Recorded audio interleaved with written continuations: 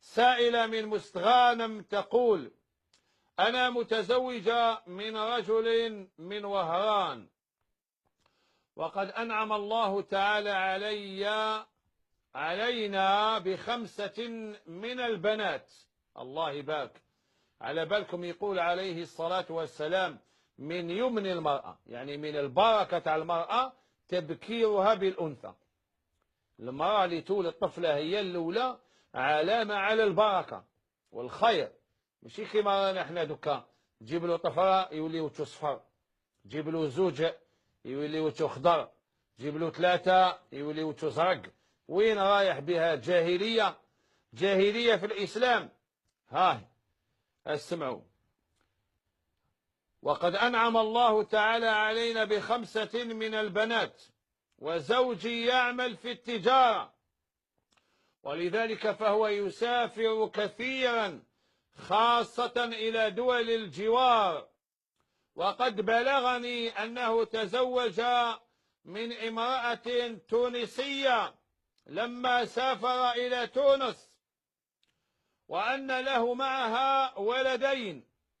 كما اتصلت بي زوجته من المغرب وأخبرتني أنه تزوجها لما سافر إلى المغرب منذ 7 سنوات، وهو يتردد عليها وله منها طفلين. انصحني سيدي، ماذا أفعل؟ هل أواجهه بالحقيقة وأطلب الطلاق أم ماذا؟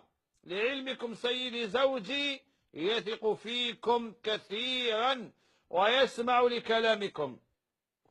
والله يا أختي واش نقول لك لهذا الراجل؟ هذا راجلك يبان باللي يأمن بالوحدة المغاربية، اتحاد المغرب العربي.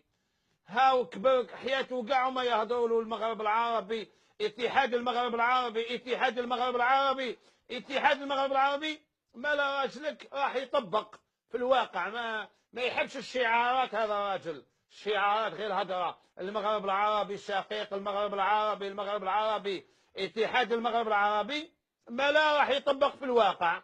هاو داير زوجة في الجزائر، وزوجة في تونس، وزوجة في المغرب. الله يبارك، الله يعاونه ويزيد له. واش نقول له؟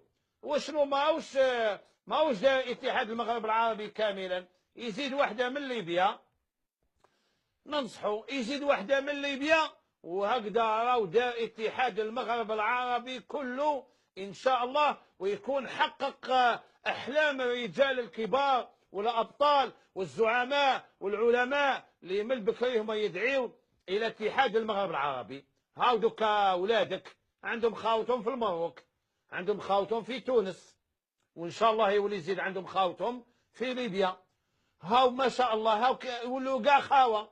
ما داولي نقول له؟ واش نقول له يا اختي؟ واما انت فعليك بالصبر. ما قلتليش راجلي هذا سراق تاع مخدرات تاع دعاوي الشر، عاصي والديه، ما يصليش، ما يصومش، ما يحبش الاسلام، ما يحترمكش، يضربك. ما حكيتيش هذه المساله. عنده يسافر تونس دار مرة، سافر المروك دار مرة، يجي نهار يسافر ليبيا.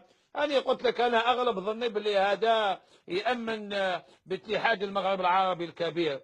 الله يعاونه مسكين ويكون معاه ويوفقه إن شاء الله ويصبرك أنت، وكملي مع راجلك محسنة طيبة، وطيعي راجلك هذا زوجك، وربي بناتك. عندك 5 من البنات وعندهم خاوتهم في المروك وفي تونس. ما شاء الله ما شاء الله، ما كايش مشكل إن شاء الله. الصبر وارضي بما قسم الله لك، وإن شاء الله ربي يعطيك من كل خير ويعمر دارك بالخير والبركة. وما تتبعيش هذه الأفكار الإبليسية. نواجهوا بالحقيقة، ولا نروح نطلق. واش تطلقي ب5 بنات وتضيعيهم؟ وراجلك يسبع الله يبارك، راهو يكثر في الأمة الإسلامية. خليه خليه.